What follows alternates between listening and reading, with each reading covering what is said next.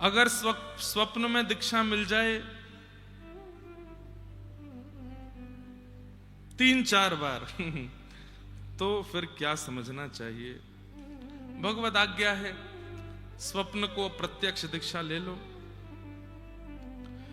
गुरुदेव आजकल मुझे हर व्यक्ति में दोष दिखाई देने लग गए हैं, जानते हुए भी कि मुझ में दोष कम नहीं है, और इसी वजह से अपराध बनता है और भक्ति नष्ट हो जाती है। इसका उपाय क्या है? और मुझ पर जो भी कृपा होती है मैं उसका प्रचार कर देती हूं, जो कि बहुत गलत है। आप कथा में कहते भी हैं रस बताने से प्रेम घटता है, और प्रचार करने के बाद मुझे बुरा भी लगता है।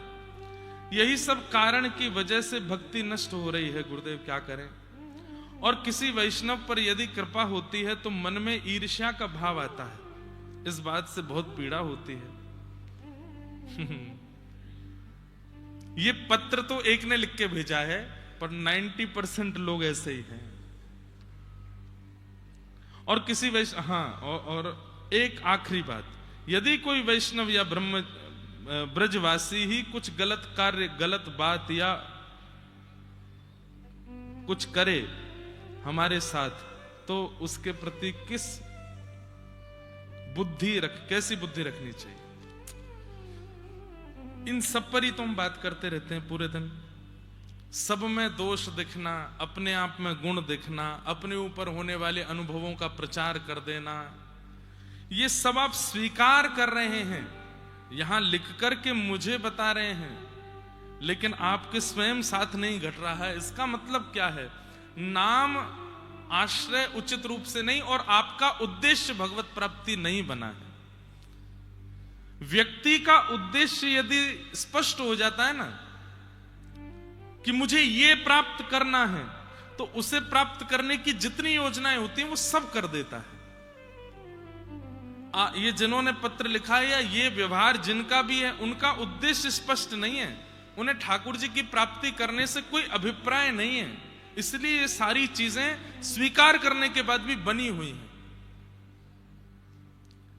व्यक्ति को शुगर हो गया, डॉक्टर के पास गया, डॉक्टर ने कहा सुबह दोपहर शाम की दवाइयां खानी पड़ेंगी। जी, वो एक इंजेक्शन और लगता है, उसको पेट में लगाते हैं कई लोग, ये लगाना पड़ेगा। ठीक है, 6 महीना बाद दिखाना हमको, 6 महीने का कोर्स कर दिया है, ठीक हो जाओगे। ठीक है, अब वो गए, सुबह दोपहर शाम दवाई लेते हैं, खूब पेट में इंजेक्शन लगाते हैं, सब कुछ करते हैं। 6 महीने बाद गए, जैसे ब्लड टेस्ट हुआ, शुगर निकल के आई 450। डॉक्टर बोले अरे ये 6 महीना से दवाइयां कहां जा रही हैं? सब सुबह दोपहर शाम लेता हूं, इंजेक्शन भी लगाता हूं, सब करता हूं, फिर कैसे नहीं ठीक हुआ भाई? अच्छा अपनी दिनचर्या बताना चाहिए। सुबह नाश्ता क्या करते हो? नाश्ते में बेड़ई, कचौड़ी, पूड़ी, जलेबी, और नाथद्वारा में क्या मिलता है? सुबह सुबह पोहा और वो क्या कहते हैं, पुदीना की चाय, पुदीना वाली चाय मिलती है। ये तो सुबह का नाश्ता है। दोपहर का भोजन क्या है? बोले दोपहर में इडली, डोसा, बड़ा पाव आदि आदि ये सब चलते हैं। और रात्रि को तो हम लोग घर में भोजन नहीं बनाते, बाहर से मंगाते हैं, पिज्जा, बर्गर। अरे दारी के तू कितनी दवाई ले ले फिर भी ठीक नहीं होएगा। क्यों? क्योंकि परहेज नहीं है।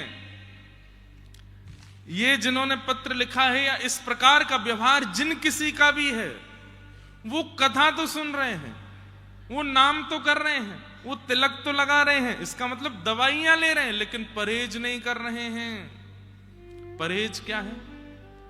गलत स्थान पर नहीं जाना, गलत व्यक्तियों से नहीं मिलना, गलत खाना नहीं है, गलत पीना नहीं है, हर प्रकार की तजोरे मन हरि विमुखन को संग, जाके संग कुमति उपजत है, पड़त भजन में भंग, कहा होत पे पान कराए, विष नहीं तजत भुजंग, तजोरे मन हरि विमुखन को संग।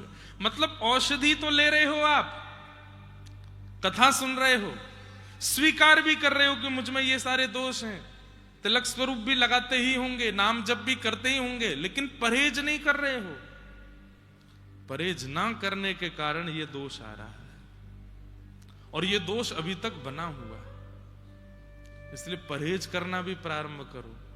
गलत स्थान पर नहीं जाना, गलत भोजन नहीं करना, गलत व्यक्ति का, और सबसे बड़ी बात, आप गलत स्थान पे भी नहीं जाते, भोजन भी गलत नहीं करते, लेकिन कोई एक व्यक्ति ऐसा आपसे जुड़ा हुआ है जो सारी गलतियां करता है, तो उसकी वजह से भी आप में दोष बचे रहते हैं।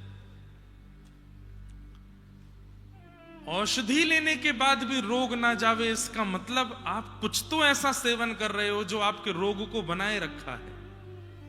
इसलिए परहेज करो, दूषितताओं का त्याग करो।